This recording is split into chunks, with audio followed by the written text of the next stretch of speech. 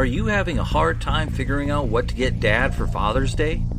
You should check out Row 1 Brand's Vintage Pictorum Gallery. They have America's best sports art. With over 7,200 historic sports prints, you're assured to find something unique for Dad this Father's Day. Instead of a boring old tie, get him a historic baseball photo taken by Henry High Sandham at the historic Polo Grounds Stadium in New York City during the 1894 Temple Cup. Or, if he's an NFL buff, check out the 1963 vintage NFL poster. These are so good looking that you'll be amazed how they turn out. Shop now at sportshistorynetwork.com/row1 and save 15% off your order. In August of 2020, I was scanning the internet looking for some football history sites just to see if I could get some more information, maybe pick up some dates to help me with my football history headlines blog that I was writing for pigskindispatch.com. And I came across this podcast. It was called The Football History Dude. And I said, wow, this guy's a football history dude. I like football. I like history. And I like to write about football history. So this is the dude I need to talk to. So I go to his website. It takes me to the sportshistorynetwork.com place. And I look at it. I'm like, wow, this is kind of a cool place.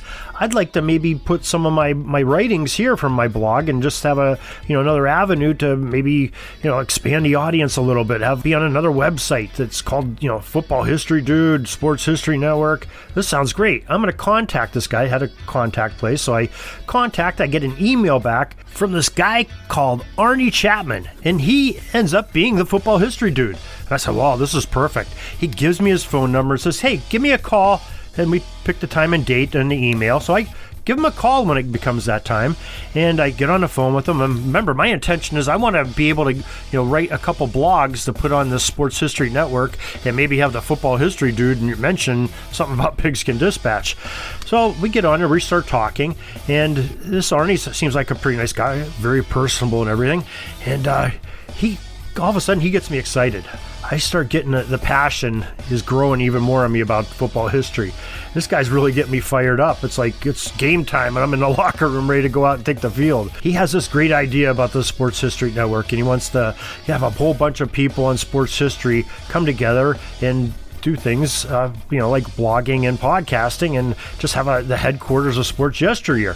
And I said, well, that's all pretty cool, Ernie. I really like that. And he drops a bomb on me that really changes everything for me. He says, hey, why don't you do a podcast? I said, a podcast? I don't know. I would really like to do blogs. That's what I'm really good at. Well, I did do some YouTube videos. I did like 40 YouTube videos, and I talked in those. Well, the next thing I know coming out of my mouth is I said, well, if I'm going to do a podcast, I want to do one every single day. Back of my mind, there's a voice saying, what are you saying? Stop. And as a matter of fact, there's a voice on the other side of the phone. It was Arnie Chapman saying, are you crazy? Are you sure you want to do one every single day? Are you nuts? Well, I was bound and determined, and I was committed at that point. And I said, hey, yeah, I can do this. I write a blog every day. I did YouTube videos every day for 40 days. A daily podcast? Sure, why not? So he got me fired up, got me involved in this podcasting thing, gave me some education of basically how to do it, and I said, hey, you're going to have to produce these yourself because I can't do this every single day for somebody to help you. You've got to do this on your own. I said, well, I think I can do it. I think I can figure it out. So between his help, and I have some other great friends, my IT guy, Bill Noble, helped me out quite a bit, and so did this thing, and now we're 200 days into this thing. But today is a special day for Arnie Chapman, and that's why I mention it, because today, March 23rd, is his birthday, and don't ask me how old he is, because he's still pretty young. As a matter of fact, I think I have a couple pairs of shoes and probably some socks that are older than Mr. Chapman is, but Arnie is a great guy, and we're excited because it's his birthday today, and he gets to talk about his favorite NFL player of all time as we go in this Football by Numbers series, the greatest number 20s ever to play in the NFL. So I want to thank Arnie for cheerleading me into doing something I'm very passionate about, and I just love podcasting and talk to all of you every single day. And if it wasn't for Arnie sort of pushing that button, pushing me off the cliff, so to speak, I wouldn't be doing this and having the time of my life doing it and meeting some great people in the process. And I want to thank him for that on his birthday. And a very happy birthday, buddy. Have a great one. Hope you have a great day. And he's going to talk about his favorite player. Let's see if you can guess who that is. And it's all coming up in just a moment. This is the Pigskin Daily History Dispatch, a podcast that covers the anniversaries of American football events throughout history on a day-to-day basis. This is your host, Darren Hayes, and we're podcasting from the Pigpen in Western Pennsylvania to bring you the memories of the gridiron, one day at a time. So with Mike and Gene Monroe, as well as Jason Neff supplying us with the tunes, let's go no huddle through today's football history headlines. This podcast is part of the Sports History Network, your headquarters for the yesteryear of your favorite sport. You can learn more at sportshistorynetwork.com.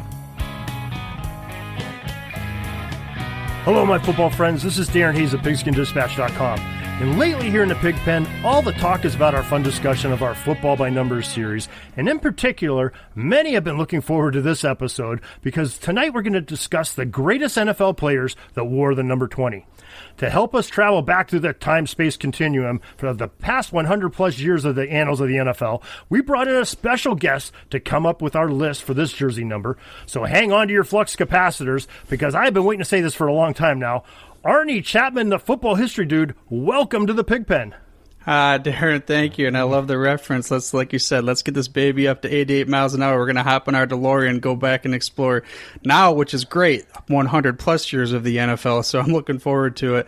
Number 20 maybe holds a little special place in my heart. We may or may not get into some of the reasons for that down the road, but yeah, no, I'm glad to be here in the Pigpen. Let's go ahead and get after number 20. Well, we're glad to have you here, and I'm sorry we don't have the friendly confines of like a DeLorean for you to sit in here, but you can pull up a bale of hay and sit here against that fence post and here in the Pigpen and just keep your feet out of the mud because we don't want to mess that up too much. But, yeah, no worries, Darren. I'll use that hoverboard that I brought along with me from Mattel. There you go. Well, Arnie, just for our listeners out there, why don't you tell us a little bit about the Football History Dude podcast that you're made so famously. Well, thanks for the kind words. But yeah, so the Football History Dude podcast is, I guess you could say, a brainchild of back in the day. I had a podcast on my own, and it was for my fantasy football show. Flash forward probably 10 years after that, I want to get into this podcast thing again, and I was going to start what they call Fantasy Football Dude podcast, but hey, there's about 1 million of them out there, so I kind of toiled around, looked and seen what am I interested in. I love football. And I love listening to history, and I love those types of podcasts. So I started looking and seeing how many there were, and I was like, maybe I can get into that. And, from there I started a show called the Football History Dude Podcast with a theme. Yes, you kind of alluded to it, the flux capacitor and the DeLorean. And I was born the same year that Back to the Future came out, and Back to the Future is one of my favorite movies. And if you were to look at all of my artwork, yeah, there's going to be some Back to the Future references as well as in the show. There's Back to the Future references for everything. So I started off, as a solo show. I went through the history, which is great for this episode because it's kind of cool. We'll talk about that. I get to go back to relive some of my previous episodes of my solo episodes where I had talked about specific players. And then down the road, I ended up starting more interviews. And really now that's all it is. It's interviews, and I bring on different guests because I'm by no means the expert. I'm the dude that wants to learn along with the listener just as everybody else. Bring on a guest and let them share their experiences and everything. And we'll probably talk about a couple of those guests as we come along here today too. Well, we're looking forward to it. That's why we have you on. And tonight we have the challenge of coming up with the greatest NFL players that wore the NFL's number 20 on their jersey. And there are some great names in here. And as a matter of fact, we have sort of a head start on this because the Pro Football Hall of Fame has given us 11 names that they say wore the number 20 in their career and that are enshrined in Canton, Ohio. And I'm going to go through those names real quick. We'll go into more detail on them in a second. But alphabetically, we have Lem Barney, Cliff Battles, Brian Dawkins, Patty Driscoll, Ray Flaherty, Pete Henry, Curly Lambo, Johnny Blood McNally, Ed Reed, Mel Renfro, and some guy from Detroit that wore number 20. Ronnie Rivers, that's who it is, Ronnie Rivers. There you go. Just so listeners know, I'm having a little bit of fun with Arnie. Arnie is a diehard Detroit Lions fan, and he grew up watching number 20 with the Lions. Probably the most famous of the Lions number 20 is Barry Sanders, and that is our 11th person on our list that the Pro Football Hall of Fame has given us. Now, I'm going to make this a little challenging for us tonight. because we're going to go through our discussion, and we don't have to put these 11 that we just mentioned in the Pro Football Hall of Fame on our list, but I want to come up with a top 15 tonight between you and I. We may take some convincing and some, maybe arm wrestling or anything. Of course, you just came from the gym, so I might lose that one. But we want to come to the end of this thing and have 15 names that we can say proudly, these are our top 15 number 20s in the NFL has ever seen. Sound fair enough? That sounds fair to me, and I'm glad that you mentioned how maybe we won't go with just the Hall of Fame, because as I was doing a little research, I was like, these Hall of Famers are great. However, can I really put them as some of these guys as the top 20 jersey wearers of all time? So, I mean, that's one of the things I was considering, and we'll get into that as well. Let's dig in wherever you want, Darren. Okay, well, how about let's start off with our Hall of Famers we just mentioned. We'll go right down through alphabetically, if you don't mind. How's that sure, sound? Let's get after it. Okay, our first one we had on the list was Lem Barney. Do you want to talk about Lem, or you? Yeah. I mean, I I'm growing up in an era where I didn't actually get to watch him play. I watched some of the highlights and stuff. Lem Barney, Detroit Lions, another one special in the hearts around these parts. More my dad would have watched him because of he was at that. He got drafted second round in 1967, so then he would have been in that era where as he got into the league, and by the way, rookie defensive player of the year, 10 interceptions his first year in the league, 3 returned back for touchdowns.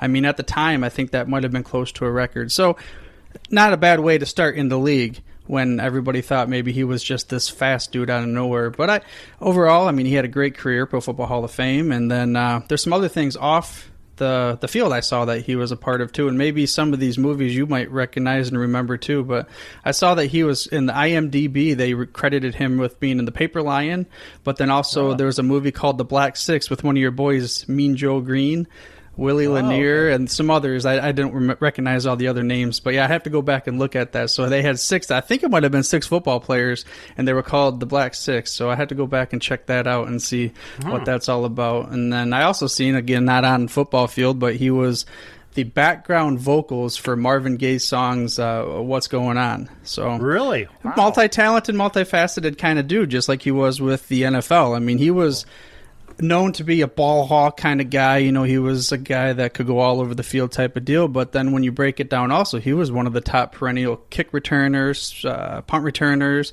even though it said in the Hall of Fame that it was more of a on emergency, we'll use air quotes there. But yeah, he was a top dog when it came to that. I even saw that he had a 94-yard, I think it was, field goal return kick, again, the punt return, kick return, interception return. So, I mean, you put the ball in this guy's hands, he's going to take it to the house, just like, the whole, if they had Madden back then, he'd be the Madden-style kind of player.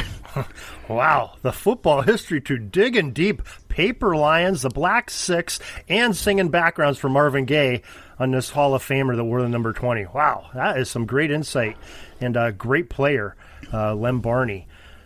All right, our second person from the Hall of Fame we want to talk about is Cliff Battles. What do you have about Cliff Battles?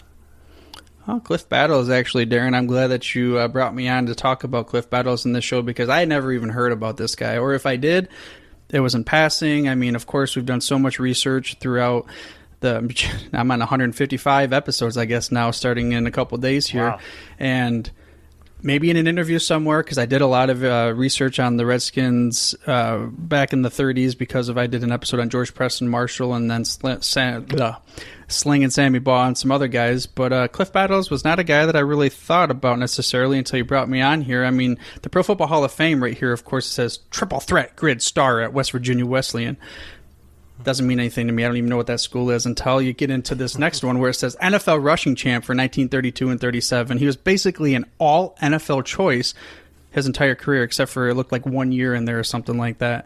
But the thing that got me, and this is something that was a pretty cool stat I had never known about either, was he was the first player to officially rush for 200 yards a game on October 8th, 1933 against the New York Giants. Now, again, he was playing for the Boston Braves at the time before George Preston Marshall decided to kick him down to Washington, D.C. But when he did, he took his star player, Cliff Battles, the premier running back in the league at the time. Then in 37, well, actually, it might have been before that, but the 37, I think, was Slinging Sammy Baugh. We've heard of that guy, right?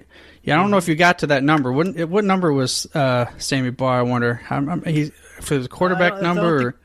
I don't think we've seen him yet. I think he's up in the 20s, but not okay, so we put that running back, who's the premier running back in the league, with the dude that has an arm that says slinging like a cannon. And what is the result? We have a championship, the first time for the Washington team.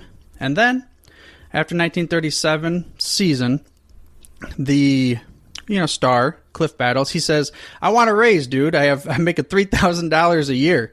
And let's put, again, $3,000, that's a year. Let's just put that into perspective here, because how much are they making nowadays? So he says, I want a raise. George Preston Marshall, for whatever reason, his infinite wisdom, for all of his other faults that we have, decides, I'm not going to pay you.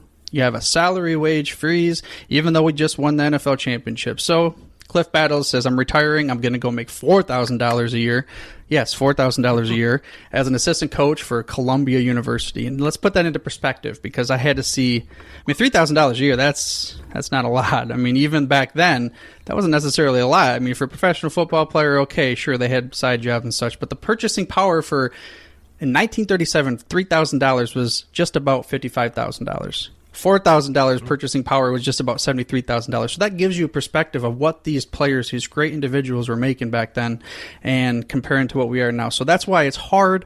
One reason to really compare yesterday's players from today's players, from way back ago's players. And we'll get into that and that kind of thing with maybe the next player, as far as a today's player versus yesterday's player. Well, our expert research team was on the Sammy Baugh number. He was number 33 when he played in the NFL, so we'll be getting to him in probably about 3 weeks. So, awesome, yeah. Glad you brought him up. I'll tell you what, Slinging Sammy Baugh, that was one of my favorite episodes to research, because just talking about an old Western or a Texan type of attitude, and I just remember the one thing where he was talking about slinging tires or slinging the balls into the tire in the backyard and stuff like that. But then after he retires, he says, I don't remember. It was something about I'm going to go get a red truck, and I'm going to go back in the Texas fields, and I'm just going to go be by myself and my dog, or something along those lines. But yeah, just like an old country dude kind of thing. Just cool. Sounds almost like Brett Favre when he finally hung it up, that kind of thing. There you go. Yeah, and again, a slinging kind of guy as well. Right, yeah. A lot of comparisons there. All right, our next Hall of Famer that wore the number 20 that we have on the list, alphabetically again, Bryant Dawkins, more of a modern player here. We're covering all aspects of the NFL history here. Yeah, Bryant Dawkins is somebody that now you're talking into my wheelhouse as far as being as a fan, being able to watch him play. Weapon X, that's his nickname, and he's a guy who, all over the field, they kind of refer to him as Wolverine, whether it was the big hits, but he was just that kind of guy that seemed like, no matter what, just like Wolverine, you cannot damage this guy. You cannot penetrate that thick armor. And here's some of the stats. Okay, let's get into it. He's 61st overall pick in the 1996 draft. Okay, second round for a safety, that's pretty good. Played 16 seasons, 13 of them with the Eagles, 9 Pro Bowls, All Pro 5 times. He played with the Broncos, and then he gets into the Professional Football Hall of Fame. And I have a little bit of a side story for you, kind of like let's peel back the behind the curtains for the football history dude, if you want, and my little experience with Bryant Dawkins. Absolutely. Okay, so 2018. First time I ever get a chance to have press passes to the Pro Football Hall of Fame. I am shaking in my boots, man. I'm in the press conference with Ray Lewis, Brian Urlacher, Brian Dawkins, Randy Moss. The list goes on and on. For the 2018 class was phenomenal. And I had a chance to ask Brian Dawkins a question, right? I'm sitting there next to him, and I got it on recording somewhere. Let's just say my interview skills has improved, because I asked him the question because I didn't know what to ask him. I'm like, what do you ask in a press conference? So I asked him, what's the one play that you're most proud of in practice? I'm like, he kind of looks at me like he wanted to slap. Practice? Yeah, because my thought process was like when nobody's looking, right? And I don't know exactly how I worded it to him. I was super nervous, and he had kind of looked at me crossways, like, because he's a professional, he didn't want to say, man, you're stupid, so go get out of here. He turned it around to say, what I hope is that everybody around me, my guys, and I don't remember which players he named off, but like if they were to look back at it, they would tell you that I practiced like I played. I was always there, that kind of, like he had the professional answer and stuff, but yeah, no, that was, and then the one question I did ask Brian Urlacher the question about, because everybody was asking about a bunch of other things. I asked him about the family, the Hallis family. So he like kind of, that one was cool because he actually looked at me like, wow, no one's actually asking me that right now. And he looked right at me and gave me some cool answers about how, the whole, he was so happy that they brought him in and all these other kinds of things, a little bit of history into it. And he said, that's how I asked the question. That's right. I asked him, what does that little GSH on your jersey mean to you? Where a lot of people that aren't from a history perspective would not have even thought to ask that question. That's what it was. He said, yeah, and that's why he looked at me crossways like, man, you actually asked me that question. This is cool. So yeah, that's my little bit of my first initial.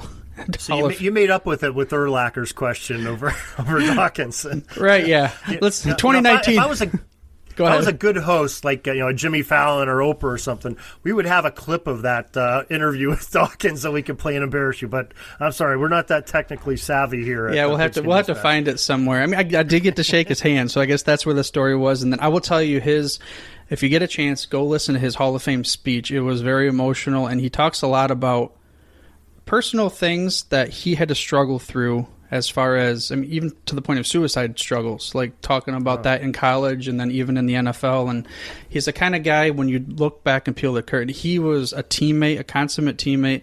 And his jersey, according to the website I saw, is actually retired by the Eagles. There's not too many number 20s on this list that I could find. So he was one of them. We may or may not talk about a guy somewhere down the road here in this interview. But yeah, Dawkins was one of the guys that was... they had the team recognize him and they retired his jersey. I wish I had it up top. Hey, go type in your beep boop boop, your research guys, and figure out where he is in all-time list for interceptions. Maybe I'm not sure where he is. Oh, they're on it right now. Well, that is definitely some cool stories. There's some little behind the scenes at the Hall of Fame, for the enshrinees. That's pretty cool. Well, we are going to go way back again. I mean, we've been back and forth here, but we're going to go back again to Patty Driscoll. And we've talked about Patty Driscoll on some other episodes because he and a couple other individuals we're going to talk about have worn multiple numbers, and the Hall of Fame recognizes them for each of those numbers, even if they only wore them for one season. But what do you have about Patty Driscoll? Well, the first thing about, like you said, even if you only wore it for one season, it's so hard back then. I don't know if I couldn't find a photo with him in it. There may be one out there. I don't know. But it did on Pro Football Reference say that 1920 was the year that he wore it. So I'm just going to have to take their word for it at this point. I think they do a great job with the information they can have.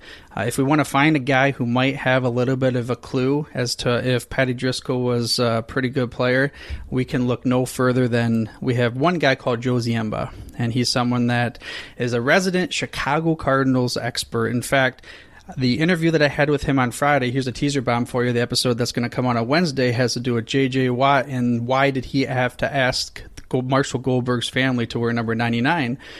I asked Joe the question, what's the one Chicago Cardinal player that you would retire his jersey if you could, that kind of thing. And he, without hesitation, it wasn't even a flinch, and I'm not even going to edit this in to make it look like it was not a flinch.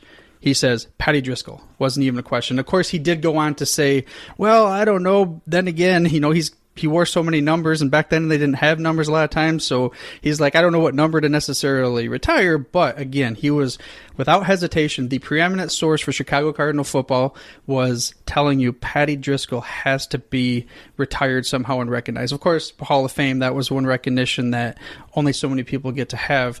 Just a coincidence again. I promise this was a coincidence. It wasn't on purpose. But the 2 episodes ago for When Football Was Football, episode 20, right, for this episode, Joe describes essentially how, like, a little bit of Patty Driscoll's career. So if you want to learn more about Patty Driscoll, I recommend going to When Football Was Football, the podcast. You can find that on Sports History Network. Listen to episode number 20. He gives you what, air quotes, the definition of the NFL's first superstar was in his career, and some cool little stories in there. Of course, he's Hall of Fame nice. Go ahead, sorry. No, go ahead. So Hall of Fame 1965. 63 was the first Hall of Fame class, so it wasn't in the first one, but then again, there's a lot of players. You're talking about, 43 years worth of players that you have to try to figure in. But I mean, a guy that's born in 1895 played before the NFL was founded. Again, did he really have a specific number? Can we count him as 20? This is one of them I'm really kind of torn with. I don't know for sure. You have to put him on the all-time list, but do I put him on the 20 list, or do I just say we're going to lump all these other players into, another one? But again, great player. Lifelong friend with George Halas. Papa Bear himself even tried to get him to come play for the Bears, but instead Patty Driscoll said, nah, I'm okay. Because they played together. They played in the Rose Bowl for, it was the Navy guy. I can't remember what it was called now, over in Chicago against the Maritime Marines or something like that. And they played in that Rose Bowl game. And George Halas says, come play for me and the Bears. And he said, nah, I'm going to go ahead and I'm going to play for, can you see these air quotes I'm having right here? Because this is like about as big an air quotes as you can have. A lucrative contract for $300 a game, which is basically $5,500 today. So, again, he decides to play with the Racing Chicago Cardinals, but then he played professional baseball. This guy played professional basketball, of course, professional football, because that's what we're talking about. He did, however, end up with the Chicago Bears to close out his career. He was also known as the guy who could shut down Red Grange in that big famous Thanksgiving Day 1925. Red Grange is going to play for the Bears as an opening kind of thing. Patty Driscoll is the guy that kind of shut him down a little bit there, mostly from his punting skills, which you don't necessarily always think of from a number 20. Now then he goes and he's with the Bears for a long time. George Halas retires for a couple of years from coaching. He handpicks Patty Driscoll. He says, you're my guy. Proceeds to lead them to his first year to the NFL championship. They lose to the Giants 47-7, but we'll let him get a pass on that as his first year. And then Halas comes back and everything, so he stays on with the Bears. He ultimately becomes a vice president for a while, and then also the director of planning and research, which is what the position he would hold until the end of his days. So again, how can we not put him on a top overall list? I just not 100% sold yet. You're going to have to convince me. This is maybe that debate we're going to talk about for number 20. Okay. But before we go with Patty Driscoll to the next guy, you got to learn more about Patty and Joe Ziemba when football was football. There's the book that he wrote, and now we have the podcast. All of it you can find on Sports History Network. Just go ahead and search When Football Was Football, or even Patty Driscoll, and you're going to go ahead and find it. Yeah, Joe is definitely the definitive person to talk about anything Chicago football. And Joe and I had a talk about this, too, in a recent podcast. And actually, that Rose Bowl that you're talking about, Patty Driscoll threw a touchdown pass to George Halas in that game to put his team up, and they won like 17-0, but it was sort of the definitive score that put him over the top. So, yeah, interesting. I can't remember who it was, but there was a quote from one of the papers or something about how the game turned around with Driscoll's firepower, and I wish again go to your beep boop boop research guy, but yeah, to your point, that was something that was kind of neat to think of, two juggernauts, and then down the road they're essentially like rivals in the same city, and it's just a different world that it's so cool to be able to go back. Again, we'll hop in my DeLorean, all of us can pop together and just learn about that rich history that is the NFL. The most definitely. Well, let's go on to our next player that was almost a contemporary of Patty Driscoll. That's Ray Flaherty of the Giants fame.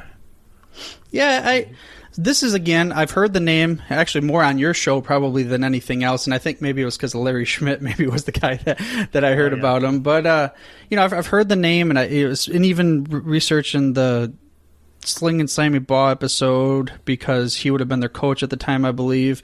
I didn't know enough about him. I looked through. I was trying to figure out, was he really that good of a player? I mean, he played, but was he... Could we consider him more of Hall of Fame because of his coaching and his playing, or was it purely coaching? I mean, what did you kind of find when you looked through there?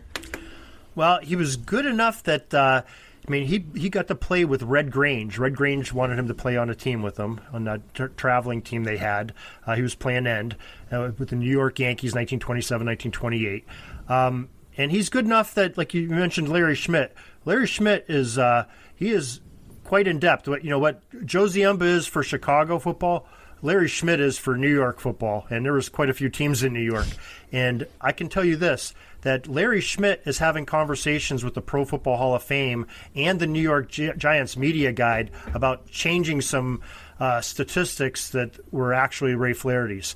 One thing in particular, it came up in our number 19 episode. The Pro Football Hall of Fame is saying that Ray Flaherty wore number 19, and Larry has documented proof of all these game programs and everything else that it was not Ray Flaherty that wore number 19. It was a different Flaherty in the league that wore it, and him playing for the Giants one year when he didn't, and there's a whole thing. But Larry has I think he's writing a book on it, and most of it's on this Ray Flaherty thing. There's quite a bit. So, and he speaks very, very highly of him. I mean, he sort of right there with Mel Hine, who's another big hero of the Giants that Larry speaks highly of. So I'm going to take his word for it, and I know Larry's not old enough to watch Ray Flaherty play either, but with his research and historical perspective in New York football, I'm going to take his word for it that Ray Flaherty's that important. Just like I'm going to argue for Patty Driscoll because Joe Ziemba thinks he's that important. So I think these are pivotal players in the NFL, and we may have that arm wrestling thing here at the end here to get one of these guys in or both of them. And it's almost like I don't even have a rebuttal because, like you said, Larry, how can I argue with either one of those two guys? I mean, if they really did play that much and have the number 20, how can you argue? I don't want to get hung up on numbers at that point. They're great Pro Football Hall of Fame men. That could you ever compare some of the other players that we're going to talk to on this list as far as being in a top 15? People might think we're drinking something.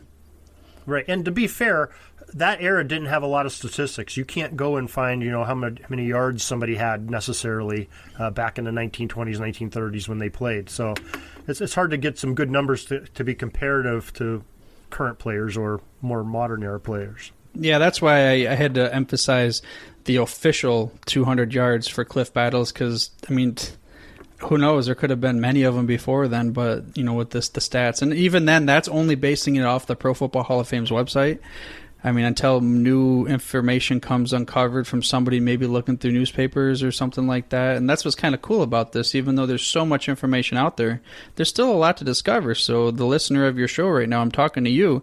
If you want to do this yourself, I tell you what, Darren's gone. He goes every single day. Man, this dude's crazy. I don't know if you can have that many Red Bulls like him, but if you want to do it yourself, go out, research, and you even want to start a podcast, you want to do some other thing, hey, we here at the Sports History Network, we want to help you out, and we want to be able to help you promote any kind of research that you have, whether, again, it's podcast, it's an article, whatever it is. Get in the door, come to sportshistorynetwork.com, hit us up on the contact page, and we're here to help you. Well said, well said. Well, let's go to another Hall of Famer, another one that has shown up on some other lists, but another great player, and this might be one, too, that you might want to argue about a little bit. But, Wilbur Pete Henry. What do you have on Pete Henry? Well, Fats is kind of hard to argue with because he's a big dude. Back then, he was just a massive behemoth of a man. Episode 14, actually, of the Football History Dude podcast is what I did on Wilbur Pete Henry. And he was such a big deal, again, at that time, that the same day that the NFL was founded, we all look at September 17th, 1920 as the day that shall live in infamy for every other sports league that's out there because football is going to dominate.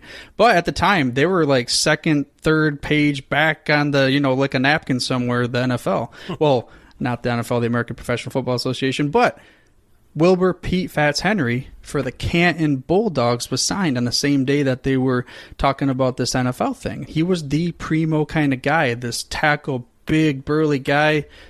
Looks kind of like the Pillsbury Doughboy, so they didn't think he was necessarily a football player. But just like Chris Farley, that guy was agile for his size, man. I tell you what. And he had supposedly, again, we don't have the camera. Wait a second. I'm trying to recover from a Chris Farley with an NFL athlete. I'm having some trouble with that. Hey, for the size and the way that guy was, he could move. You ever watched that one with that video with Patrick Swayze? How can you not say the only reason why he didn't win was because he had the moves. He just didn't win because the other thing. Fat man in a little coat, Right, exactly. Yeah, I missed him. I can remember the day.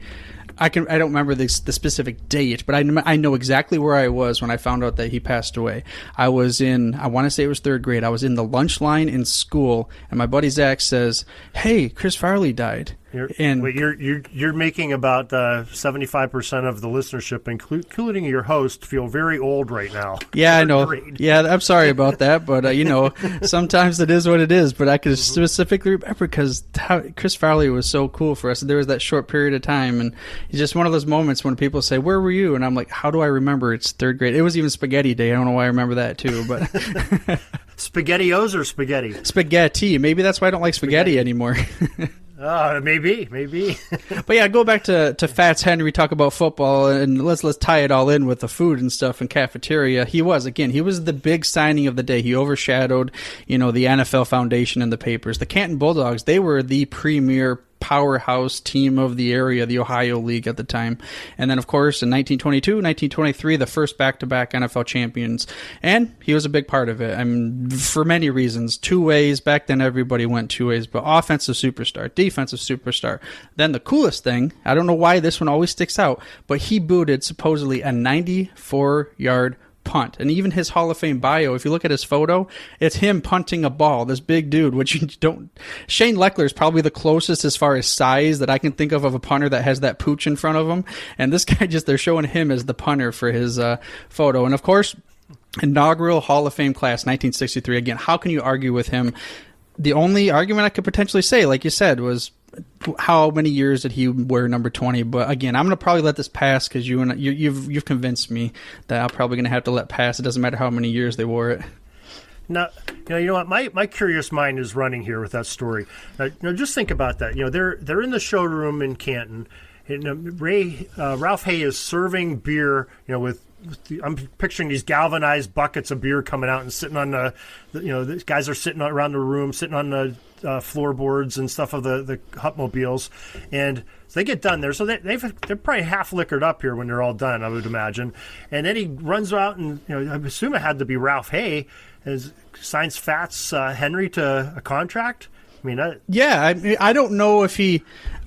I'm surmising that the timeline of events was he signed him earlier that day, not at the evening, nighttime. Okay. If it were me, I would have brought him along and said, "Hey, come check out this new thing because we have Jim Thorpe, who we're going to make a president of this new league, and you're going to be one of our superstars." But what really happened? There's talk that September 17th, 1920 truly isn't when it was formed, because that was just for everybody to kind of sign off on it. Essentially, all of the things that they had to talk about were already mostly taken care of back in August. I don't have the date in front of me. I want to say it's August 20th was the date that they had the initial meeting. Pretty close there. I think you're right. But maybe he was worried about, he only had so much beer, and he's worried about a guy named Fats coming in. With, don't bring this guy. Entertain people. Yeah, he was like 250 pounds or something, which at the time would have been like a 350 pounder today. Right. Well, here's somebody else from that same era that's on our list, and that's Curly Lambo. This guy's got a football field named after him. Yeah, that's one of the. I mean, that I highlighted that, bolded it, and italicized it. That how many times do you actually get a football field named after you that's lasted that long? So it's hard not to put him anywhere on some kind of. If you have a top list of anything, you got to put him in. Again, I don't know, maybe kind of. Debater size says, if he never became a coach, would we have ever heard of his name? Was he really that good of a football player at the time, or would he have just been washed away in the annals like everybody else? He was decent, maybe, I think, but I don't think he was to that level. Yeah, I agree with you. This might be one that I might be convinced that we could maybe take off that list if somebody else replaces him. But the guy's got a great football resume. And it's interesting because he was born in Green Bay, went to high school in Green Bay, went to the University of Wisconsin, I think briefly the University of Notre Dame, and then plays for the Packers and then coaches the Packers. The guy never left home. He's sort of like Darren Hayes. He never leaves home. Just stay in the same town you're born in, never leave. Yeah, I mean, he basically founded them. And, I mean, then he tried to get him kicked out of the league, too. I mean, he did successfully do that, get him kicked out of the league for about 5 or 6 months because of using college players, and he got caught. But then he made a promise, hands and knees begging, yeah, please, I will never do that again. And then they let him in, which, thankfully, unfortunately, as a Lions fan, they let him back in, and the Packers back in, and then they proceeded to, in his tenure, win 6 NFL championships. There's one stat that I saw from 1929 to 1944. I mean, that's only like 16 years, right? He won 6 of the 16 championships. That's 38% of all the championships for the entire league go to Curly Lambeau and the Green Bay Packers. So you can't tell me that during his time he was not the premier coach at least. Okay, fine, top 1, 2, let's call it. Let's argue about it. But so it's hard to not put him on an all-time list. But again, with us as a player, I don't know. I mean, it's so hard to tell. Again, he was an innovator. He made passing an integral part of the offense. You have Don Hudson coming in, and the rest is history. I mean, the Packers, one of the most storied franchises you have, period, in the NFL. Right, absolutely. Okay, moving on, we have our next player. Also, we've talked about him quite a bit. This is probably the third or fourth number he's wore, and we're only at 20. Johnny Blood McNally, Johnny Blood. Yeah, Johnny Blood's another guy that I had an episode on. Again, inaugural class. So how can you argue against him? Inaugural Pro Football Hall of Fame class in 1963, episode 31.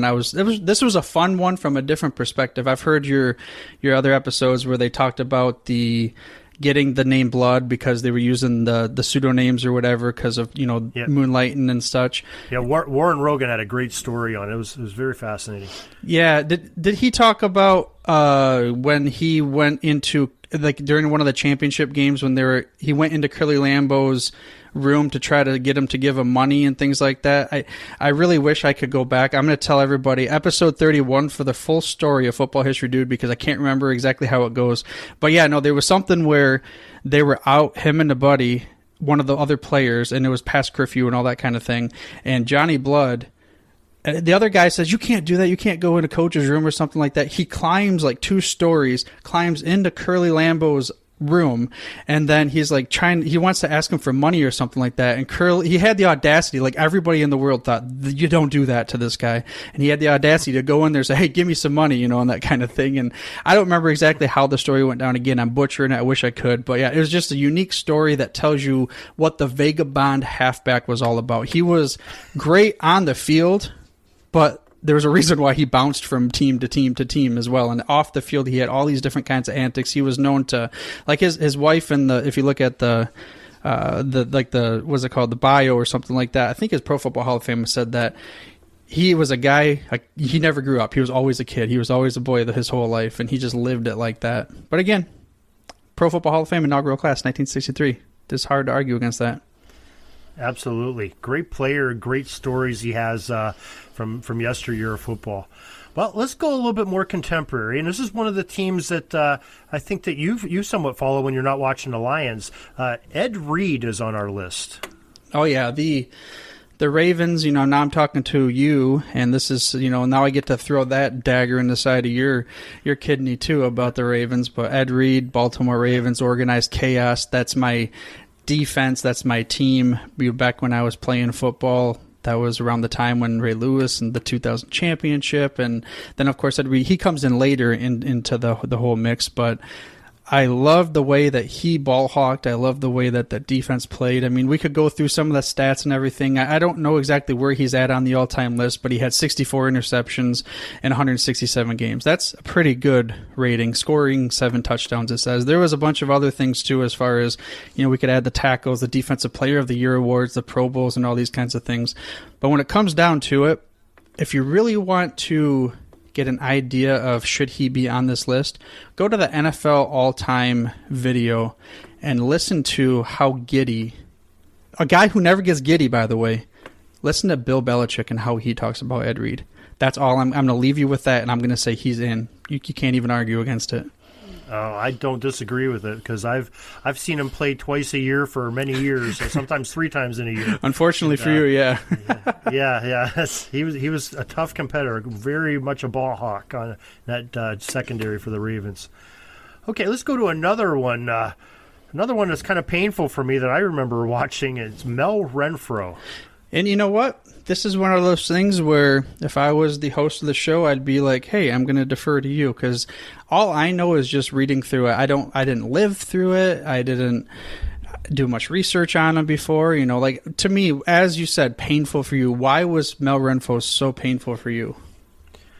Well, he was just he was an ultimate competitor. He played, I'm a Steelers fan, no secret about that. But having him play on some great Dallas Cowboy teams, another great DB that just made life miserable for quarterbacks, especially when you have star quarterbacks that you're expecting to have a good game, and then you got this guy in the secondary. It's just, picking off passes, deflecting passes, covering your best receiver like a blanket. Mel Renfro was that guy, just like Ed Reed. But the thing that I found surprising about this, doing some digging on him, is that in college, he was a running back. He wasn't even considered a defensive back. Here's one of the greatest safeties ever in the NFL, and rightfully so in Pro Football Hall of Fame. But he was a running back for the Oregon Ducks. And he was quite an offensive weapon. And it's just amazing that he could make that, flick that switch when he goes into the pros, or somebody had the talent or the eyes to see that talent and switch him from being a great running back and put him in the defensive backfield. I just find that amazing, and it takes a special player to do that too. Yeah, those are two different. I mean, yeah, sure, there's some kind of crossover, but those are two different kinds of skill sets too. It's not like going from maybe even quarterback to cornerback or wide receiver to cornerback or something like that. Well, something that was kind of evident of early in his NFL career, he ran back kick returns, and he had 2,200 yards in kick returns in his tenure. And I think that was just probably in his first few seasons. I'm not sure if he did it for his entire career, but just a great athlete, and especially to be able to switch like that. I think definitely in watching him play, he just had that it factor, sort of like Reed. He just was always around the ball, and that's all you ask of a defender. Just be there, making plays. Okay. I always looked at Ed Reed and Brian Dawkins. I'm going to go with number 20s in my generation now. Did neither one of them, even though they both had the swagger, neither one of them did I feel like was that prima donna type, me on an island, I'm the number one.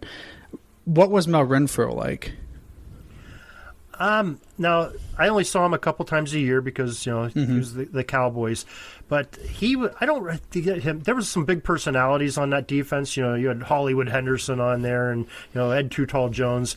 And sort of Henderson was sort of the one you always think of having the mouth of the Cowboys organization that would, the bulletin board material would be from him.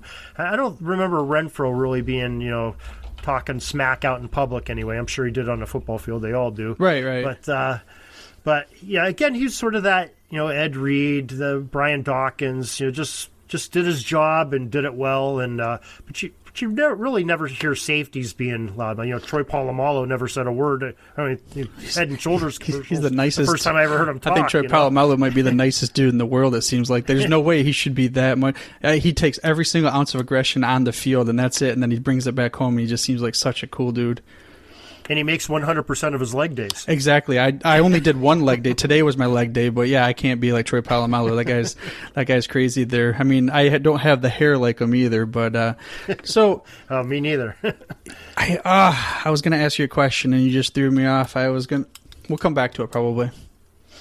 Okay, well, maybe not, because what's coming up next is something that I think you've been waiting for a while here. Just full disclosure, when I said I was going to be doing this series and I talked to some of the guys on the Sports History Network, I said, is there any number that anybody would want? And all of a sudden I couldn't see it, but there was a hand that shot up, and me, like that kid in gym class, who wants to be the all-time pitcher or whatever. That was Arnie Chapman for the number 20. And it's for this next player that's near and dear to his heart, Barry Sanders. So I'm going to let the microphone over to you, my friend. Yeah, Darren, I don't know. This is one of those moments where it's kind of like Avengers Endgame. You watch Infinity War, and it's just so good, and it ends, and then you have that big build-up, and you have to wait so long until you can actually watch that movie, and it's not as good because, you had so much in your heart where you're ready to watch it, but then the second time you watch it, it's much better.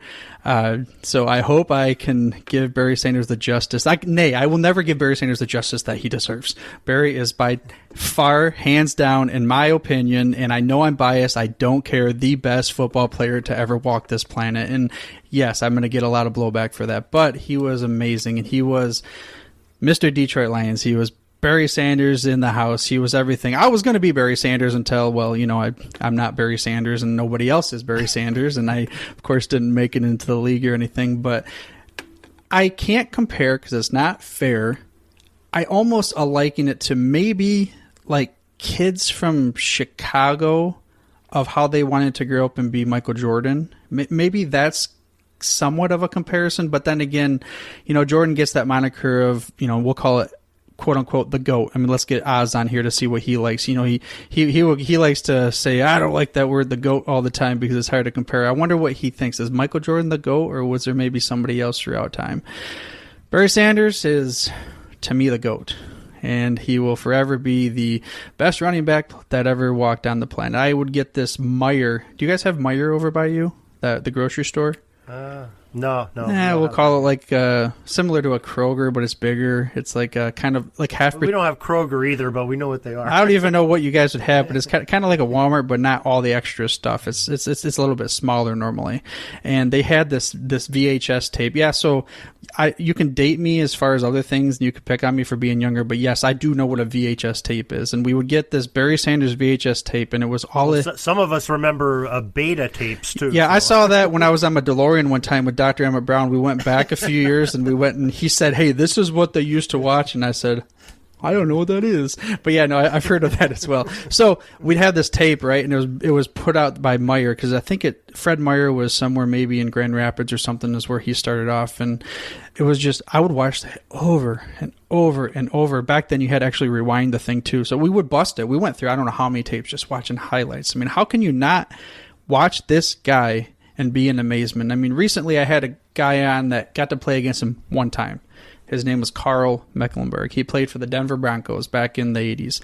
And I asked him, what is it like playing against Barry Sanders? What is it like preparing for him? And I'm going to butcher it because hearing it from his voice is way better. But he said, the coach basically told us, you bust through the line, he's going to be there, and you're going to take your shot. You don't go where he's at. You either guess. You always guess as you go left or you go right. You got a 50-50 shot of maybe giving him a chance. And then if you don't, you get back up and you wait for him to come around because he's going to come back to you. And I don't know how many other people I heard having these same kinds of conversations that I've talked to through time that have played against Barry Sanders or coached against him or whatever. And even the Minnesota Vikings, I remember watching a video where they would put live chickens for the defensive players. That's literally what they do. They try to wrangle live chickens to try it. Like they had to try to simulate, because normally you have a player, right? When you're playing football in practice, you have a player that, okay, you tap them, you're going to be that guy, that the star player from the other team, and then everybody's going to hone in on him. Who's going to be Barry Sanders?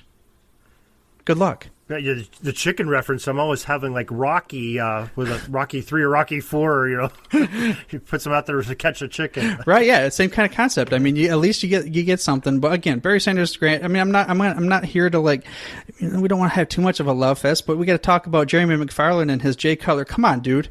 Jay Cutler, Barry Sanders, what do you not even compare? Let's get out of here with that business. I like Jay Cutler, except he's too pouty. Yes, Jeremy. Jay Cutler is too pouty. You need to teach that man how to smile. That's all I got to say about that. But anyway, going back to Barry Sanders, Clark Judge.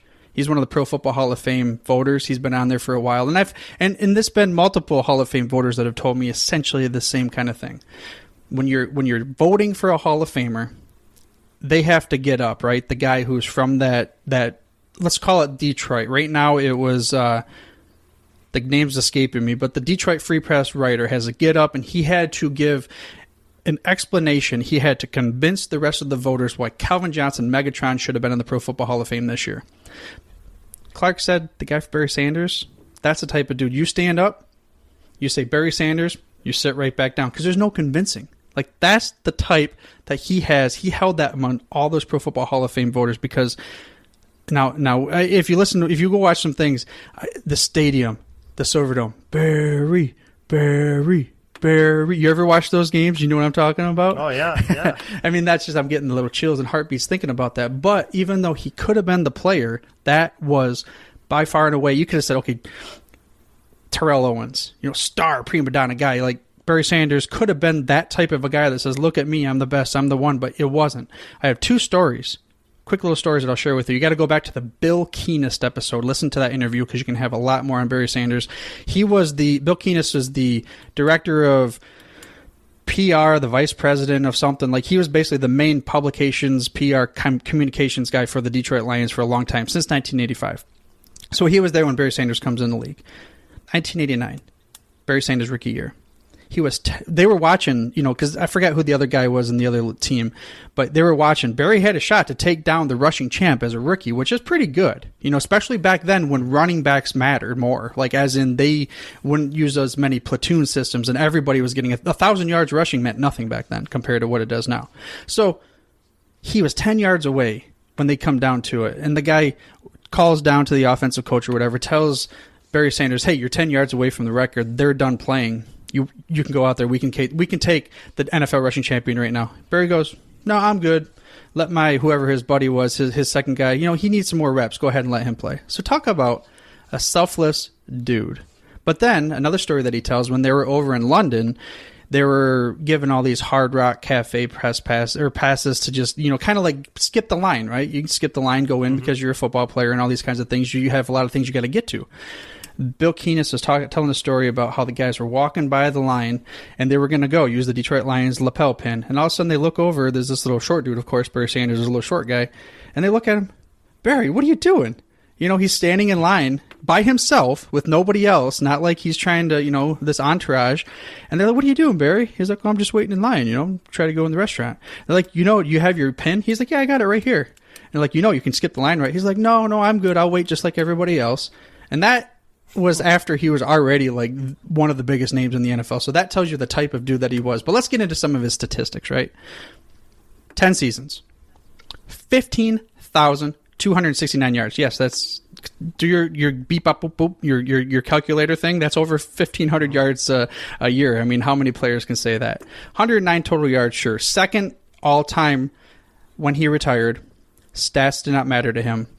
But as we were sitting here, there is absolutely no way in my heart that he would not be by far and away the number one rushing record. Emmitt Smith would not have touched a candle to the wind when it comes to him. Of course, now he's fourth because we have Emmitt Smith past Sweetness, we have Sweetness, and then you have Frank Gore that just recently passed him. So he will not live on to be probably in the top 5 here not too long after that. However, number one in my heart, he's the guy. But I got a question for you. Go ahead. Okay, so as a non-Detroit Lions fan, when Barry Sanders came to town, what was your thought? Yeah, Barry Sanders was just that guy that defenses just hated to play against. It was an 11-man defense that had to play Barry Sanders. It wasn't just the backers or just a lineman. Not a 1-1 situation. You had to gang tackle this guy and surround him and give him nowhere to escape. And usually he'd still find a place to get out. So, yeah, he was one of those players that defenders would probably call a real pain in the ass,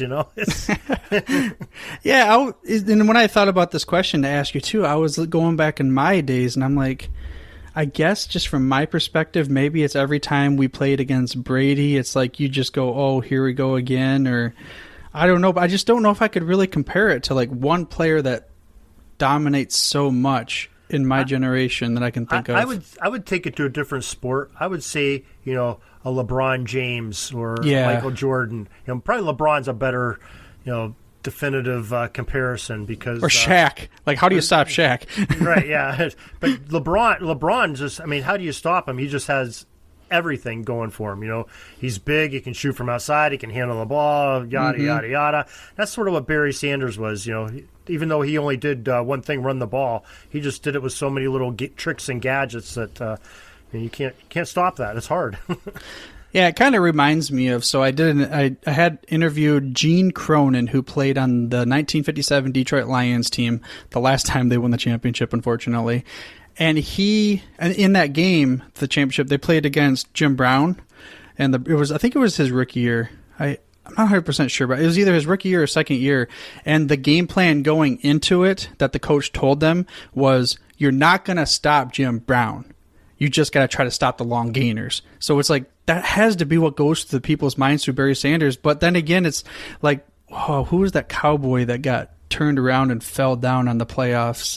The infamous, I can't remember his name right now, but you watch the highlights where he goes into that big sea of Chicago Bears. Then all of a sudden, out of nowhere, he boom, he pops out the other side. Then he has that extra gear that you thought he didn't have, but somehow those little short, powerful legs kick it into another gear, and then boom, he's gone, and you don't even think about it. I do remember, though, near the end of his career, because he never used to have to look behind him, and I remember the first game, and I don't remember the specific game, but I remember watching with my dad going, holy crap, Barry Sanders actually just looked behind him. Like, he wasn't sure he was going to outrun the guy. That's when he knew he was losing maybe a little bit of a step.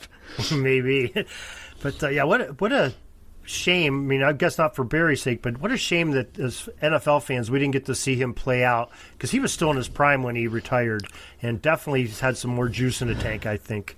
Yeah, and the other thing about that, and it got me thinking, was I didn't realize it at the time, but every year for every other team out there, like, there wasn't too many teams where you as a living in the Pennsylvania area, there was a team outside of your zone that you literally got to watch them every single year. The Cowboys and the Lions, no matter what, you actually got to watch them. Nowadays, yes, you could watch NFL Ticket, you could watch whatever you wanted, but back in the 90s, they didn't have that. And you could watch Emmitt Smith in the afternoon and Barry Sanders, the first game. It's like two of the greatest running backs of all time. Like, that must have been, and I didn't realize how cool that was, because it just, for me, it was just normal. It's like, I'm going to wake up, I'm going to go play football against people, and then I'm going to come home, I'm going to eat, and I'm going to watch Barry Sanders play, and then you got Emmitt Smith. That's how it was. So just neat to think back on how cool that must have been for other people around the nation. Yeah, I agree. It truly was.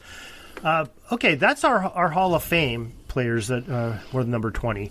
But now we've got some players that are not in the Hall of Fame, at least yet, but some very good players on this list.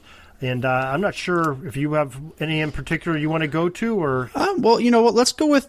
So you gave me a good little start of a list, and again, a lot of them I don't know the names of. We can just kind of hash back and forth. I went through, so ProFootballReference.com. Let's give them another shout out, just like you do on pretty much every episode that you have.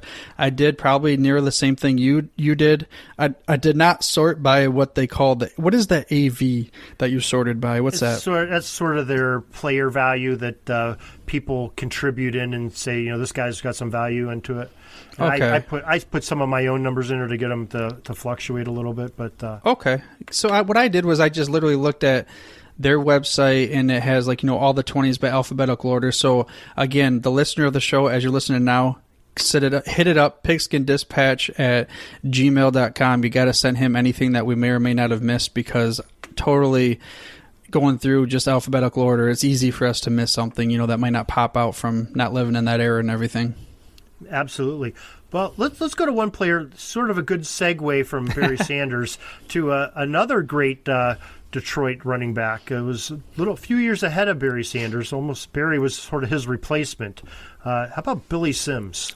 Yeah, again, he hurt himself right before, just to age myself for your listeners of your show, before I was around. So I didn't actually watch him. Only when you say Billy Sims, this is what I think of.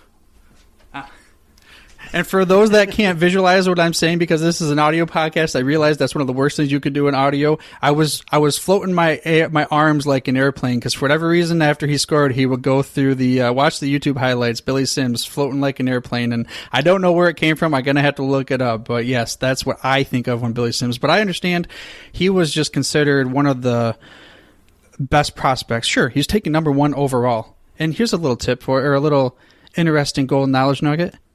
He was the first ever player taken on a live NFL draft on TV.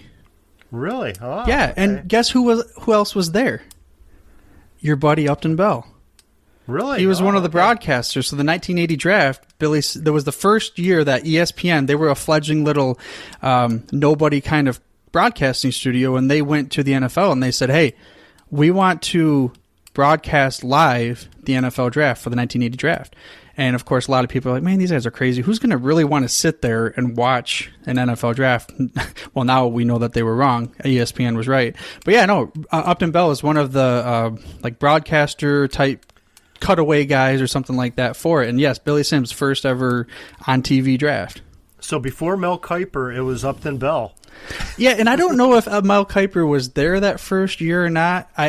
Maybe somehow as an analyst. I think he sort of came in the mid-'80s, if I'm not mistaken. I remember watching And I remember he came on sort of like gangbusters when I was in college, I think. Maybe he was. I just don't remember him. But so with you, okay. Here's a side note. Billy Sims has a great barbecue place. So if we were going to count him by barbecues, I'm in. Over especially in Texarkana, they have a good one location. There's multiple other ones.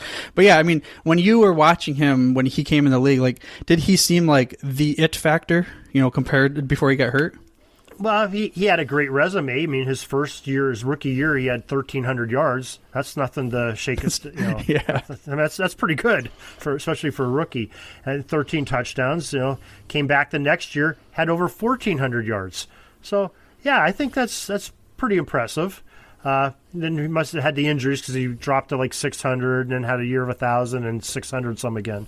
But the injury bug got him, and I think that's really what got him. Yeah, that's what I've always heard. They even had, so the Lions back in that time frame had a bunch of their guys, they sang a song. There was like a remix for Another One Bites the Dust. Did you ever hear that? No. Okay, so song Another One Bites the Dust. So it was a remix or whatever. What do they call it when they, not a remix, but when they do a mock of, like Weird Al Yankovic, all the songs he does. But at any rate, that type of version. But it was about the Lions team, and it was, Billy Sims doing whatever. Spider-Man, some guy was the receiver. I used to listen to that on the way to school all the time in the car, so that's the only reason why I know. That with Dark Queen Duck. It was like somehow they got mixed up to next show. I don't know what was wrong with my mom. Okay, now. All right. Boy, we're getting out of hand here. Let's go back. So we've got Billy Sims. Another one that I have on the list is Rondae Barber, who were number 20. I mean, great DB for the Tampa Bay. Yeah, I'm going to officially place at least partially. If he's not in our top 15, I'm going to be surprised, at least as far as my vote goes, because he had a phenomenal career. Arguably, potentially could have maybe met in the Hall of Fame, maybe not enough of the stats, but that defense when they were creating the Tampa 2 and then they had that dominant, I mean, he was part of that as far as I remember, and he was very good. His brother was maybe received more of the accolades because he was more in front of the camera because of being with the New York Giants. Bigger market is probably the better, with the Giants. So, of course, people seen him on TV more. But Rondae Barber, I believe, and this is, of course, opinion, was the better player of the two twins, the Barber twins. Oh, I agree. I mean, you just sit there and look at some of his statistics. I mean, first thing that jumps out at you, he's a defensive back. He had 8 touchdowns in his career. I mean, defensive back. That jumps right out. 47 interceptions. That's another great stat. But he was another one of those guys in the defensive backfield. It just seemed like he was always around the ball.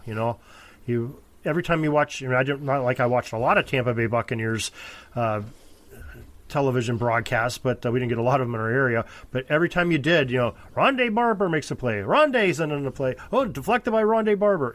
Always in it, making the tackles. Great player, and I definitely agree with you. I think he's one that I would argue for to be in that top 15. I got to see him decent amount, I think. I don't remember when they made the transition, but the Lions and the Bucks used to be in the Central Division with each other. Actually, the Bucks were, like the doormat for Barry Sanders. Like, he even ran an 80-yard touchdown with one shoot. Let's go back to that guy again. I could talk about him all day. But yeah, no, Rondae Barber, I'm throwing my flag. I'm going to vote for him for being in our top 15. Okay, I would not disagree with that one bit at all because he was a great player. Okay, let's go to another defensive back, maybe a little bit before Rondae Barber, Deron Cherry. You probably don't remember watching Deron Cherry. I don't, and I had to look at it. I mean, I'm give a shout out. I'm looking at the Pro Football Research or ProFootballReference.com. He had some accolades, it looks like, in here. I mean, as far as from your perspective watching him, what would you think about him? Oh, he was just definitely a ball-hawking, cornerback for most of his career. I remember he was like that shutdown corner that you would think about it, but a lot of free safety. I just remember him must have been more of a safety because he would always play your tight end, and if you had a stud tight end, you'd get nothing because Deron Cherry was just that good of a ball player. I mean, we just talked, Pro Football Reference has him at 50 picks We just talked about Rondae Barber with 47. He even had 3 more than Rondae Barber did. Great DB. I mean, there's a lot of good DBs with number 20 along with the backs. Yeah, this is where we get into the 20s is where there's going to be more to choose from, you would think, because of like the way that the NFL classifies their positioning. Right. I agree with you. I would say probably Rondae Barber was probably maybe a little bit better as far as maybe the scheme he was in. And I'm not even sure what scheme Kansas City was playing for most of Cherry's career, but Cherry was definitely that DB that people talked about around the league, in the 1980s. He was just that guy. So let's put him on standby here. Right? Yeah, I agree. Okay. Well, I've been dominating the talk here. Why don't you bring in some of the folks that you would like to bring up? Well, let's just go again with your list here. So Jerry Logan is the next one that you brought in for the Colts, going back to ProFootballReference.com. Looks like he played with them from 63 to 72. I'd have to go back. I mean, I know they had some good years in there. How dominant were the Colts the entire time? They were pretty good during that time frame. I just don't know which all years going through there. I mean, he looks like he was a starter. Interception. He started every game essentially for him, and his interceptions total were 34. Not saying that that's everything when you're a safety, but I had to imagine when you're that good, you're a starting safety for a dominant team. You must be pretty good, kind of thing. Oh, definitely. And this is probably one of Upton Bell's guys that when he was player personnel. Yeah. Right in that. Right when Upton would have been having some say in who's coming in. So. I think he's a very solid player. I don't remember him playing. It's just a little bit before I remember football. I was alive then, but not watching football too much. I see that they gave him 3 Pro Bowl nods, but no All-Pros. That doesn't mean he can't make our top 15 list. But, I mean, just to put it into perspective of our Hall of Famers and what puts that bronze bust, or puts them in a bronze bust versus someone that is just a good player or a great player. Right. I mean, like we said, talking about the All-Pros, Deron Cherry and Rondae Barber each had 3 All-Pro monikers to their name. So Jerry Logan maybe just a little bit behind them, but played in a little bit different era where you ran the ball a lot more than you passed. Barber and Cherry saw a lot more passes thrown at them, so in all fairness. But I think he's probably not somebody that we can just easily dismiss. It's probably somebody to be under consideration as well. Sure. All right. If you want to stay on the list, we can go to Bobby Bryant. Yeah, and the Bobby Bryant that you said here was the Chicago Cards and the Bears 1920s, and then when I clicked on the Bobby Bryant, I clicked on the wrong guy. I found one for the Minnesota Vikings who was a cornerback who seemed to have a decent year or a career from 68 to 1980. He had 51 interceptions, so again, kind of on par with some of the other things. I would say fairly close to on par with this previous guy. He couple Pro Bowls, no All-Pros, but again, that's not like the end-all be-all when you're having to fight for the scraps at the bottom of the top 15. Bobby Bryant that you were suggesting from the Cardinals, what you said 1920s. Did you have much on him? Maybe I had an error here because I'm not seeing it now. Maybe I was looking at the wrong person. Okay. So let's go on to the next one here. I'll do some. I'll put our research crew on this and see. Yeah, give them a ring and see what they have to say. Now, the next guy that you put on the list, and this is someone that I kind of dug into a little bit too, not to an extensive reason, but. Oh man, I hope I don't butcher this name. Gino Cappelletti for the Boston Patriots, not for the New England Patriots. This is back in from 60 to 70. He was on the original team. It looks like. I have it here as. Is he a kicker? Field goals made. I mean, that's what I see it as. The number 20 kicker. I mean, am I crazy? Yeah, I think that's what he was. He was a kicker, but he also played wide receiver, a little bit of DB. He was sort of the Swiss Army knife of the AFL, I think. Pro Football Reference has him listed as LE, which I'm taking it as left end, and flanker. And then he made some Pro Bowl. He made Pro Bowls back in the AFL, of course, for some of these things. So I'd have to look and see, what's they get some of the whole, it was AFL, so it doesn't matter or count as much. But then, hey, they proved that we came in the league with you. Now, the reason why I brought him up and it kind of sparked my interest was because when I told you earlier that there were only 3 number 20s that have been retired, the Patriots actually retired Cappelletti's jersey according to ESPN's little list of everything. It was the Lions retired number 20, Barry Sanders and Lem Barney, we'll call it. Sure, you can throw Billy Sims, but that's not why they retired the jersey. Patriots, they retired it for Cappelletti, according to the ESPN website, and then the Eagles for Brian Dawkins, which I kind of found, I'm curious if that we could have a whole episode on should they retire jerseys, when should they retire jerseys, but I saw the Eagles retire Donovan McNabb for number 5. I'm like, question, I don't know. He was great for a long time. Multiple NFC championship games in a row. What was it, 3 or 4 NFC championship? Yeah, and he went to the Super Bowl and everything, but is that kind of like horseshoes that don't count until you make it in and win the game? Because, that kind of thing? Well, I don't know. Minnesota Vikings fans and Buffalo Bills fans may be offended to say that because they were, they had some great players and got into the Super Bowl multiple years. I would say the same thing because how can I say anything when I'm talking about the greatest player of all time on a team that never made it to the Super Bowl? So they could come back at me any which way they want. So, Cappelletti, a lot of stats on him kicking, like you said, a lot of field goals, but he had 42 touchdowns receiving. So, that's something substantial to talk about. I'm looking at, you know what? I didn't go all the way down. Holy moly, yeah. Wow, this guy's, okay, he officially is making my list now. I didn't scroll all the way down and realize, no, talk about a multifaceted kind of guy. This is reminiscent of back in when they first started the NFL where they would be, Jim Thorpe, he's a punter, he's a kicker, he's a runner, he's a defender. So, yeah, no, with this new information, I'm officially going to go ahead and click on Cappelletti as one of my top guys because even in the fumbles and interceptions category right here, I see he had that. Yeah, he's an all-around dude. Let's pick him. Yeah, I think you're right there. I got to learn how to scroll down. You can't go wrong with Gino Cappelletti.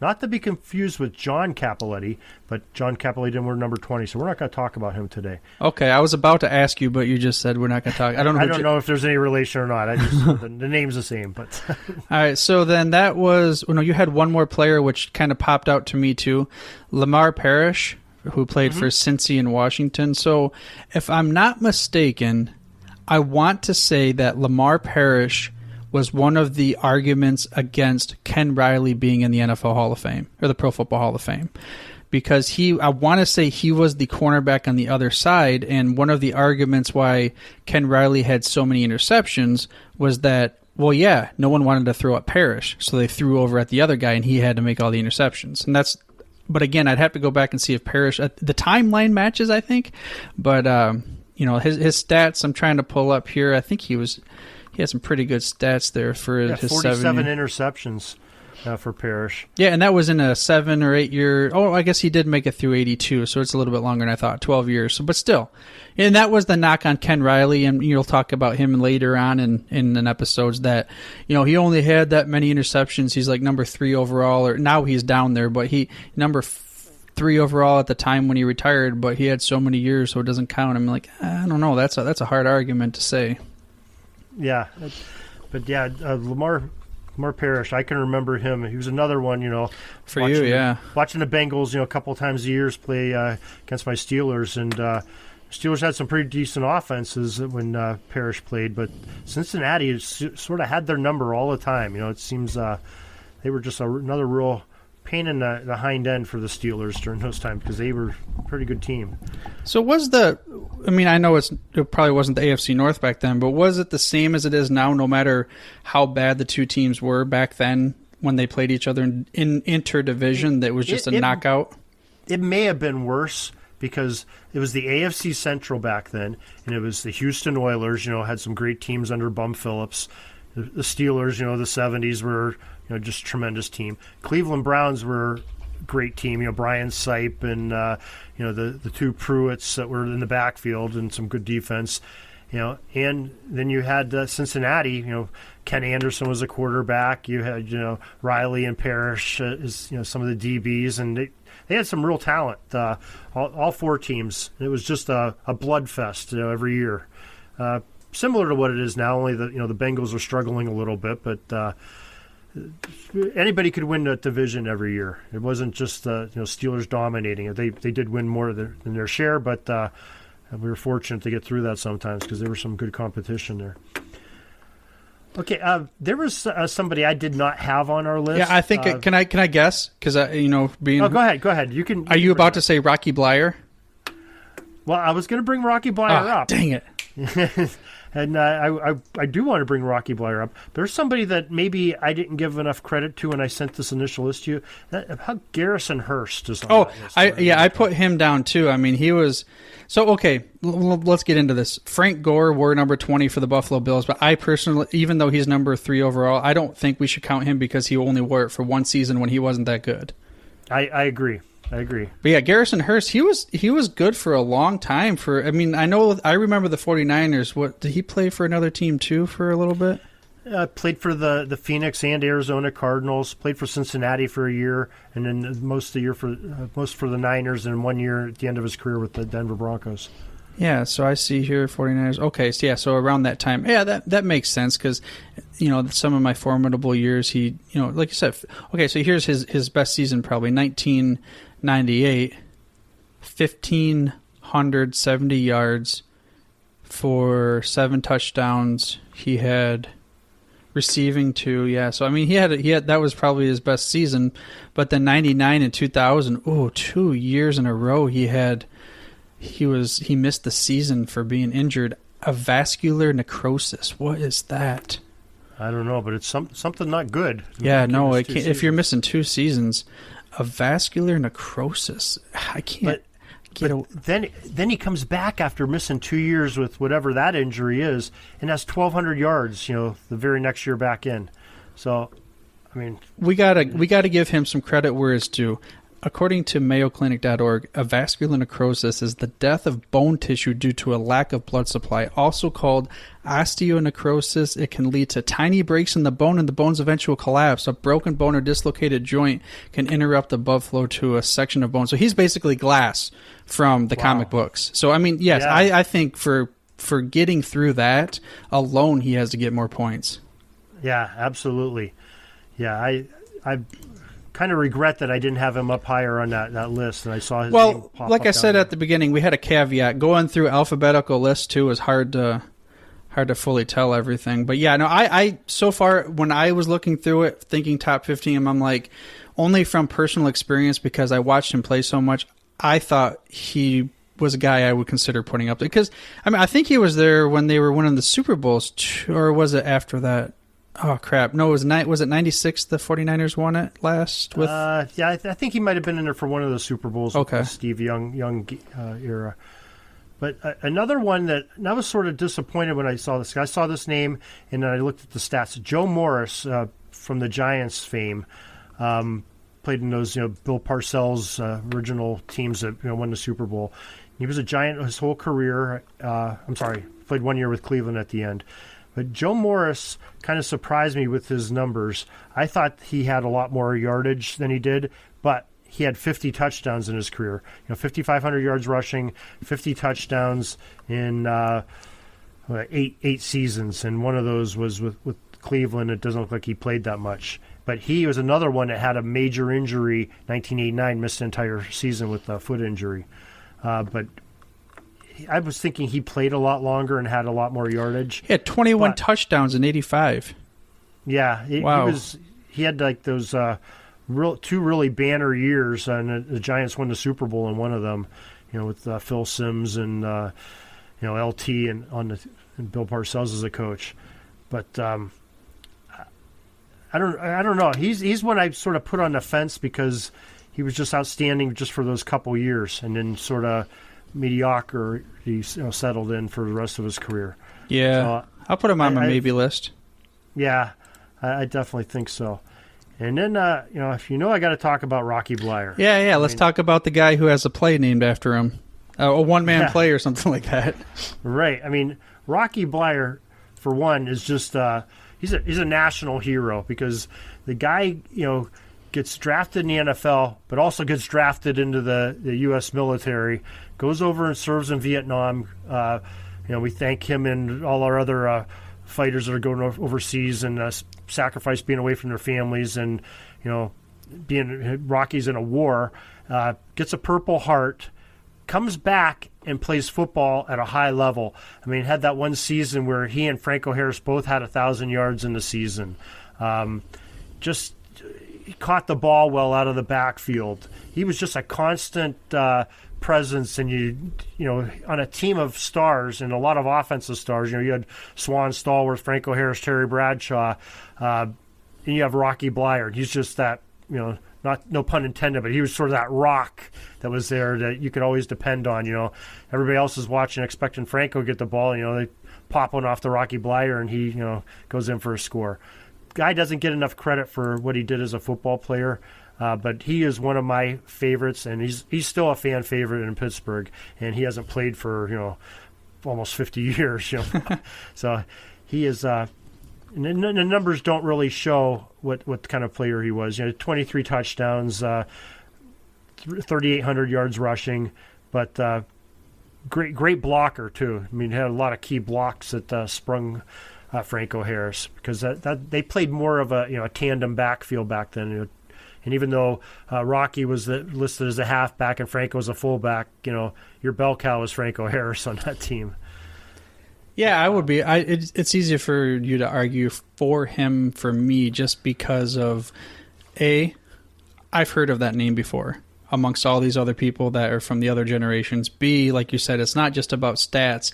It's about a lot of the other things and what he meant to that team at that time in one of the greatest eras of teams in NFL history. So that would be one argument, or I guess I named off a few of them, arguments that we could put for potentially putting him on there. Yeah, I'm not saying he should be on the list of 15. I don't know that he does make it, but I think he's worth mentioning because he was a substantial player. Maybe, what do they call it when they're not on a list, but they're honorable in the mentions? Honorable mention. Yeah. Here's another honorable mention for you. This is for Jeremy McFarland.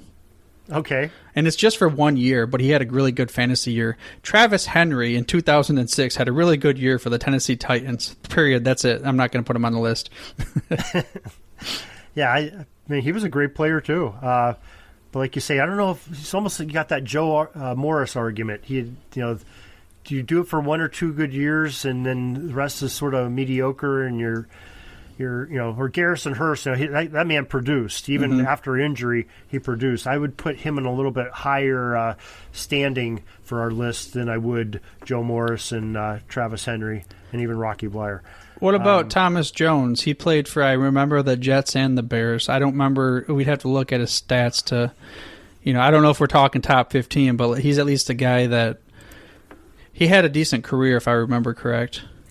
Yeah, he was another one. He had, like 5 banging years where he went over 1,000 yards, but his first looks like 6 seasons he didn't even hit 1,000 yards and didn't even have double-digit touchdowns. And he only had double-digit touchdowns in 2 seasons, and that was 2008, 2009 with the Jets. Yeah, looking at his stats here, he's more like a dude here. And I remember him as a better back with Chicago. That's who I think of when I think of Thomas Jones as a Chicago Bear, and he was only there for 3 seasons. I don't even think of him really as a Jet. Yeah, there's another guy on this list here that I'm looking at, and by no means is he my top 15. I'm not even close, but I just thought it was a cool name. 1932, Shipwreck Kelly. I mean, back then they had cool names, man, nicknames and everything. Yeah. And then there's another one here, John Outlaw, just like Johnny Blood. He was only there for 1 year. But I guess going a little bit closer to nowadays, well, here's a name. Natron Means. I remember having his card in the 1,000-yard rusher club, but I don't remember how long he was good for. I'd have to look at that up. Yeah, I think he was another one of those like 2 or 3 solid seasons of what I remember, just off the top of my head.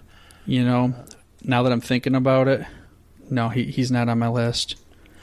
But how about Darren Mcfadden? He's I had him on my list too. But yeah, let's go back to Natron Means. He's no longer on my list because I think he may or may not have helped freaking Bobby Ross have a good season. So yeah, he's off my list forever.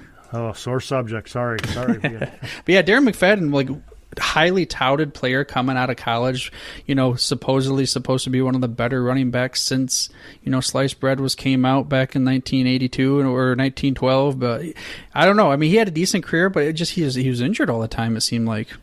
Yeah, I don't think he makes a list. It was definitely a big name, but I think bigger because of what he did in college, and he just never really was that back. 1,000-yard season in his career. And that was with Dallas. I wasn't even with the Raiders. And again, I think he's one of those guys, like you said, more by name than by production. Right. Well, are you at a point you think we can start? I think we can get the list. I want to give a special shout out to one guy though. Dwayne Washington. Dwayne Washington was a good one, yeah. Dwayne the Rock Washington. No, Jackie Wallace, who was a episode a couple of mine ago. Not that he would be anywhere on this top 15 list, but his story is unbelievable. I recommend going back and listening to the Jackie Wallace story. He was even on Good Morning America. What's the one without Roker? The Today Show. It just this story of him and his buddy. That's losing my mind. But just go back and listen to the Jackie Wallace story. Again, today, if you're going to ask me the question, who's the best number 20 in today's sport, I guess Jalen Ramsey's the one that comes to mind. Yeah, I wouldn't disagree with that. He's a good one, too. But anyway, yeah, let's get back to your 15. Okay. I don't normally do this, but I'm going to say I agree with the 10 of the 11 that are on the Pro Football Hall of Fame's list. We're in the number 20, should be in that 15. And like we talked about earlier, the one I'm on the fence a little bit about is probably Curly Lambo. That sounds so dirty to say, though, doesn't it? Being I know, NFL history. Yeah, but I'm with you. I really am. That was the one of all of them because I didn't know enough. I'm like, if he was not Lambo, if he was not Curly Lambo, the coach, I don't think he would have just been another dude, I think. And I think he did make it on. He made it on at least one other list of numbers, so we did recognize him in a top 10 list. But I don't know that he makes it on this list for the number 20s because there's just so much talent that we're looking for the greatest players. Yeah, it's easy for me to say. You're talking to the Detroit Lions guy, so anytime I can put a Green Bay Packers in the dirt. Yes, Tommy Phillips. Yes, Ultimate Packer Backer, who's about to join us. Just by the way, that's a hint. We're going to have another podcast on the network. But yes, I'm with you. Let's get him off the list. Okay, so let's go through our 10 that we are saying are in then. Definitely Barry Sanders, Brian Dawkins, Lem Barney, Mel Renfro, Ed Reed, Patty Driscoll. I'm gonna fight for him, and I don't know if you want to say he's on here, but I won't argue. I've what's it called when I have no other questions, counselor? Okay, and Johnny Blood, I'm going to say should be on there too because he's just a great story, and I love the name. Cliff Battles and Fats Henry. I think those are our 10. Did you say Flaherty? Oh, and Ray Flaherty. And Schmidt, he talked me into it as well with the way you argued for him. Again, I have no further questions, counselor. However, whatever that is, I don't know what that would be. Rest your case. Yeah, there you go. I rest my case. See, it's good that I don't know the lingo for a courtroom. Okay, yeah, Flaherty was the other one that definitely should be on that list. So those are our 10. Now we need to find 5 names, and maybe Lambo is one of them that we'll choose. Maybe we'll come back to it. I like to vote for Rondae Barber if you don't mind. No, I agree with that one. I think he should be on there. So he's our 11th person. We need 4 more from our names or anybody else. Capoletti, I think we decided he should be in there for everything he did. Capoletti should be one. So that's 12. We need 3 more. This is where it comes down to being difficult for me. And I'm gonna put a vote in. I think Deron Cherry should be in there because I think he was that significant of a defensive back. The way you described how he was and how he played as a shutdown, I would have a hard time disagreeing. At the same time, I'm just going to trust you because I don't know anything about him. All right, I'm going to put that bid in for him then. So that's 13. We need 2 more. Now, some names that we put on honorable mention. We said Jerry Logan was honorable mention. Garrison Hurst. Garrison Hurst is in there. I'm gonna say I think Garrison Hurst ought to be in that list.